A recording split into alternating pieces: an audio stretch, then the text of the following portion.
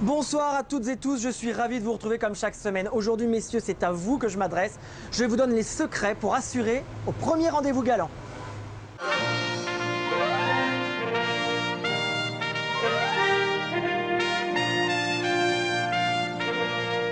Alors, je suis avec Hugo que je viens juste de retrouver. Hugo a craqué ce week-end sur la jolie Cindy. Il doit l'inviter pour le premier rendez-vous, le premier dîner. Il est un peu stressé, mon Hugo.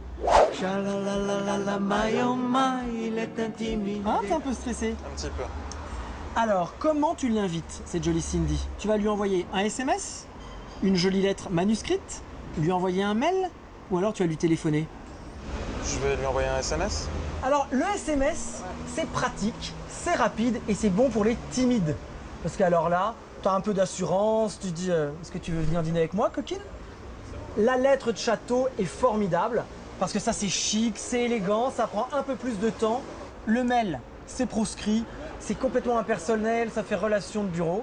Moi je trouve que le téléphone c'est un bon entre-deux et en plus ça permet de voir tout de suite à la réponse et à l'intonation de la jolie Cindy si elle est plutôt partante ou pas. Mais toi, tu as décidé d'envoyer un SMS. Prends ton téléphone et lance-toi. Chalalalala, my oh my, il est intimidé, il n'ose pas l'embrasser. Chalalalala. Ah, elle m'a répondu. Avec plaisir. Mais c'est génial! T'es mal. content? Carrément. Et alors? Il va falloir que tu l'emmènes dîner maintenant. Tu sais comment faire? Est-ce que tu vas choisir le restaurant? Est-ce que tu vas lui laisser le choix? Je pense que je vais choisir l'endroit. Ouais, génial. Ce sont toujours vous, messieurs, qui décidez, qui choisissez le restaurant. Parce que tous les aspects un peu logistiques, matériels, ce sont les garçons. La femme, elle, doit penser que tout coule. Jusqu'à l'addition. Discrètement, vous irez la payer en prétextant d'aller vous laver les mains. Chalalalala, my oh my, il est intimidé, il n'ose pas. Bon alors Hugo, c'est ton premier rendez-vous avec Cindy, tu l'as décroché, bravo. Mais est-ce que tu sais de quoi on parle la première fois qu'on a un rendez-vous? Je vais parler d'elle. Eh bien non, et pourtant les garçons, on est persuadés que c'est super de parler des filles parce qu'on les met en valeur. Mais les filles sont des chippies.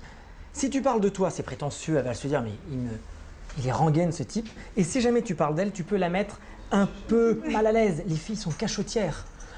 D'accord?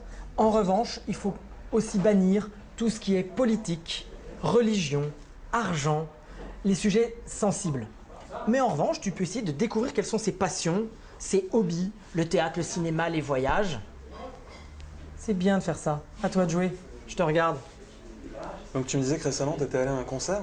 Chalalalala, my oh my, il est intimidé, il n'ose pas l'embrasser. Les voilà, ils sortent.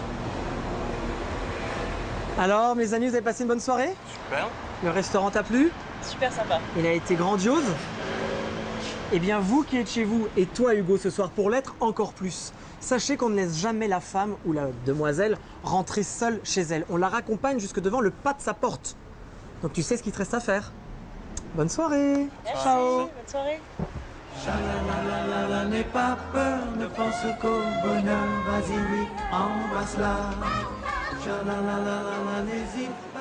Et nous, c'est déjà l'heure de nous quitter. On se retrouvera la semaine prochaine. N'oubliez pas, écrivez-moi www.sansmag.fr. Et puis, les bonnes manières, c'est pas obligatoire, mais c'est bon à savoir.